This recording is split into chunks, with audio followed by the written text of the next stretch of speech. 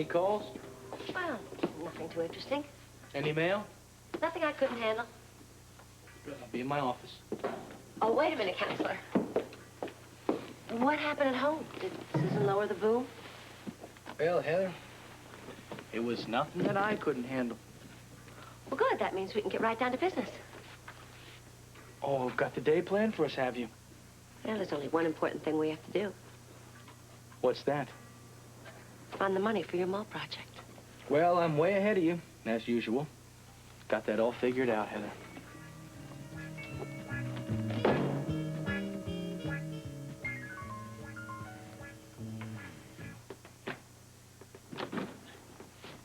Company. Do I look all right? You look great. How do you feel? Nervous. Just relax. Remember, he's here with us now. Yeah, I can feel it. He left enough of his presence to fill this room. Hold on to that. Anybody home? Yeah, well, we're here waiting for you. Come on in. Boy, is it cold out there. Let me warm you up, sugar. Holly. My good friend. How you doing, honey?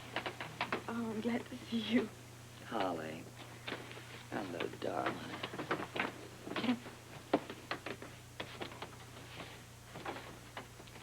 Now, that is sensational. Oh, you like it? Well, that nurse's uniform never did show off your finer points. Make way for the champagne. Oh, right this way, darling. Oh, I'll take Rose, those. you didn't. She did. I most certainly did. Fresh apple pie straight from the oven, and it was Luke's favorite. Jackie, champagne. No, not right now, thank you. That's exactly what you need right now. Later. I'll have some later. Hey, guys, now look, I know it's early in the day, but if somebody doesn't come up and get a drink shortly, this bartender's going to be on unemployment. Well, I'd like to say something. By all means. Everybody, Miss Holly Sutton. Thanks, Mother. Thanks, everybody, for coming. I know it's going to help us all to share the very special feelings that we had for Luke. You all had the privilege of knowing Luke much longer than I did. But I feel like I've known him all my life. And because of Luke, I feel very close to all of you. I realize that this is not a usual gathering, but then Luke wasn't a usual man. I think he would allow us our grief. But I also think that he would want us to comfort each other just by being together. If he were here, he would say, let's get on with the party. So, Blackie, why don't you put on some music or something? Okay.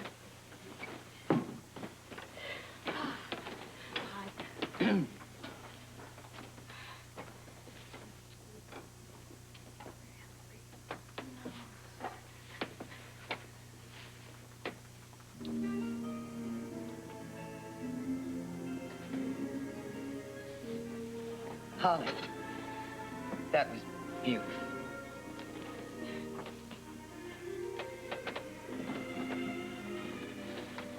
Hi. Hey, sorry I'm late. Now we just started.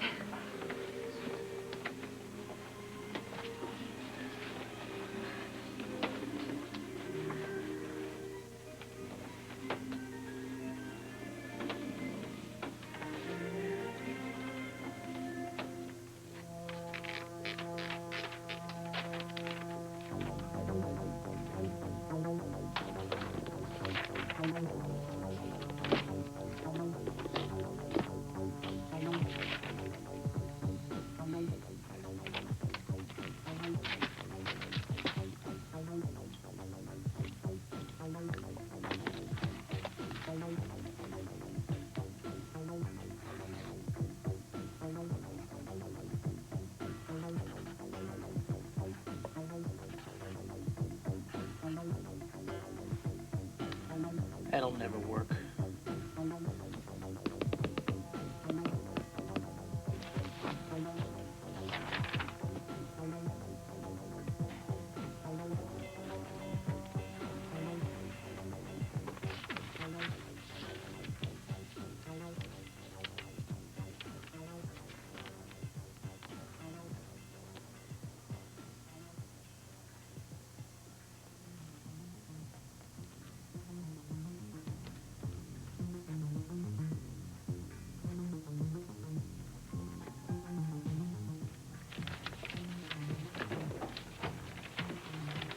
What are you doing? What you don't know won't hurt you. Where are you going, Scotty? Got an appointment at the bank with Mr. Carlson. Well, I might as well leave early, too. Nope, Heather, I want you to stay here. But why? There's nothing for me to do. Because I might be calling you, and if I do, I want you just to play along with whatever I'm saying, okay? What are you up to? Just do as I say, okay? Will it be worth it?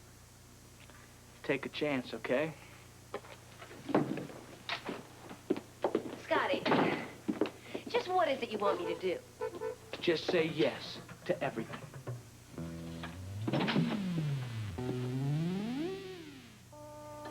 Well, you're really on the road to recovery, Susan. Can I get you anything? No. Why don't you sit down and talk to me a little bit? It's nice to see a cheerful face for a change. Cheerful. Well, I can tell you something that'll give you a little chuckle. Oh, yeah? What? There's a patient over at the hospital who claims that he's Edward Quartermain's illegitimate son. Calls himself Jimmy Lee Holt. He was in a motorcycle crash. Kidding. Do you think he's for real? Oh, who knows? I do know that they have Robert Scorpio checking his footprints and matching them up against a birth certificate. Birth certificate? Well, that would prove his claim. Well, now, wait a minute. That's not all. Amy told me that Alan found a birthmark under Jimmy Lee's arm. The Quartermain birthmark? That's what she said. This is wonderful news. Georgia, I want you to deliver a note. Would you hand me that stationery back there? Oh, certainly. And a pen, please. Take this to the hospital for me, okay? Of course, you never know about these things. I remember there was that case, they always get blown up out of proportion, that case about that radiologist that time. They said he was a bigamist. Turned out he'd never even been married.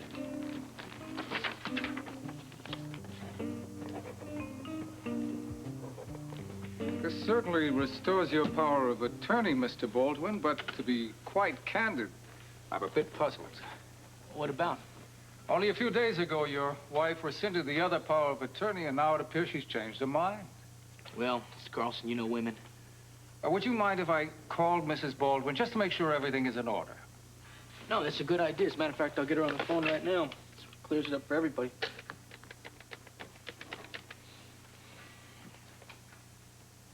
Hello, Susan? Yeah, it's me. Mr. Carlson at the bank would like to talk to you. Okay, fine. Yes, Mrs. Baldwin. I hope you'll forgive this intrusion. It's about the power of attorney. I have the document in front of me. Did you sign it? Yes. I don't mean to dissuade you, but it is a bit unusual to rescind a power of attorney and then reinstate it a few days later. You do understand that, Mrs. Baldwin? Yes, of course. And it is your intention to reinstate your husband as co-trustee of Jason's trust? Yes. Ah. And you understand further that he has already obtained bank approval to invest half that trust in the proposed mall project? Yes, I do. I hope you appreciate the necessity of this call, Mrs. Baldwin, and I hope you continue your speedy recovery. Goodbye, Mrs. Baldwin. You satisfied? Completely. I have her verbal consent and her written consent. The $500,000 is available for the Waterfront Mall project. Great, terrific. Pleasure doing business with you, Mr. Carlson. I do appreciate your concern, too. Well, thank you, Mr. Baldwin. You can't be too careful when you're dealing with this much money. No, sir, you can't.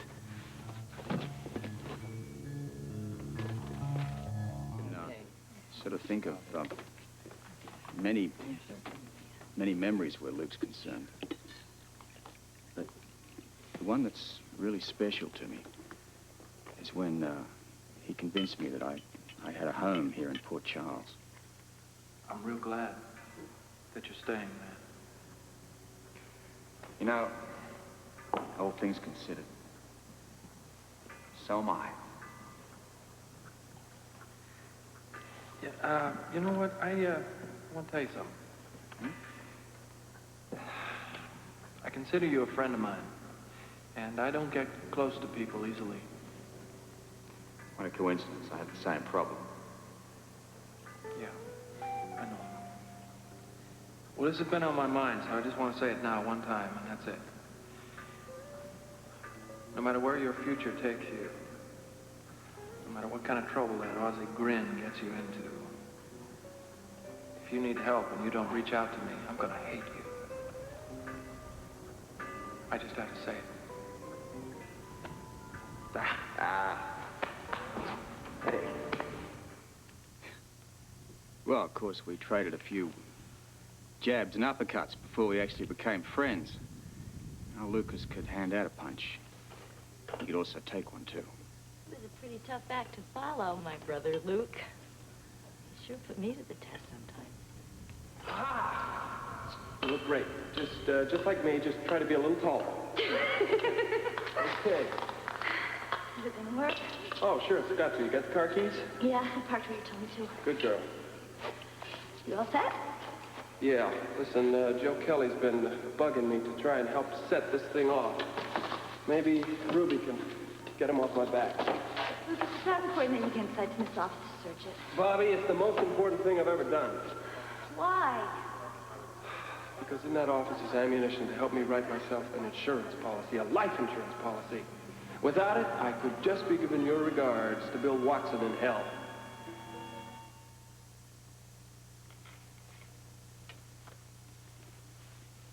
Hey, it's my turn.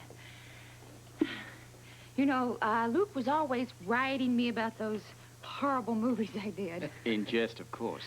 No, Robert, they were dreadful. They really were. Do you know something? He made me believe in myself. Somehow, he accepted me not only for what I had done, but for who I was. Nobody's ever given me a gift like that. Kind of rubbed off on me, too. Luke always made me feel like I was something, you know. I've been looking all over the place for you. I checked Kelly's, I checked the sports center. And then you checked the most obvious place. What's going on? It took me a little time, yeah, but stopped by Rose's. I had a few pancakes.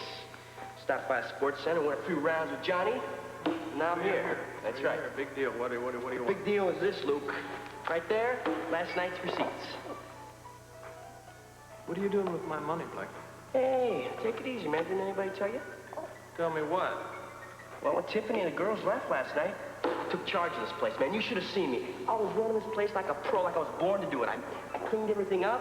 I took care of the whole place, and I took the money home. And then you Kept went it to safe. Kelly's, and then you went to Johnny Morrissey's. I kept it safe, man. Check it. Yeah, on every bit. That's how it was with me and Luke. I could always talk to him about anything, even when things started getting heavy. Speaking of heavy, remember when I was in the hospital? I thought it was the end of the world. And Luke came in and just lifted me right out of it. You know, I meant what I said when I promised to you that I would take you to New York to be with Bobby as soon as you got out. Can't you stay a while? Sure. Three of us together again, it'll be like a family. What do you mean, like a family? We are a family. Yeah. Listen, you sleep now, okay? Yeah. I'm so glad you're gonna be okay. I guess I love you. I loved him my whole life. I guess I'm gonna love him the rest of my life. You sure know how to make a point. Can be pretty noisy about it sometimes, too. I remember one argument. The whole world heard him. Hey, how about champagne? Luke would be screaming for it this time. Oh, just one more moment. You've all shared so much. I'd like to share something with you, too. Luke was everything to me. He was my best friend. He was my lover. But most of all, he was an unbelievably unpredictable puzzle. The first time I met him was up on the mountain. Tell us about it, please. Oh, yeah. Well, I'd hurt my knee, so he bandaged it for me. Oh, playing doctor, huh? He did it very well. He even offered me a drink of unusual but very effective medicine. I don't want to hurt you. Understand. Just what? The last time a guy said that to me, he wore blue and carried a badge. I ended up with 2 black eyes, a burglars, and a pedigree for resisting an officer. A pedigree? Oh, in this country, you call it a rap sheet? Sure. Well, what did you do? Told him no.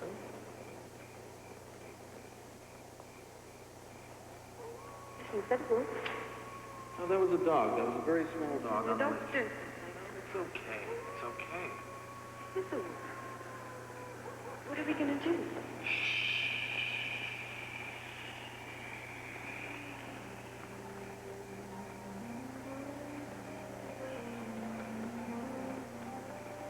There's only one wolf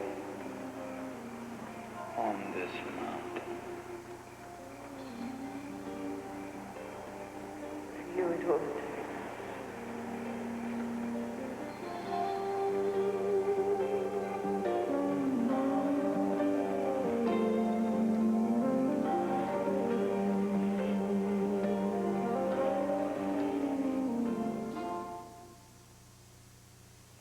Wonderful man I've ever known. Ladies and gentlemen, please, raise your glasses. Let's drink to the most unforgettable, unpredictable man any of us have ever known. To life, love, laughter. Goodbye, Lucas Lorenzo Spencer.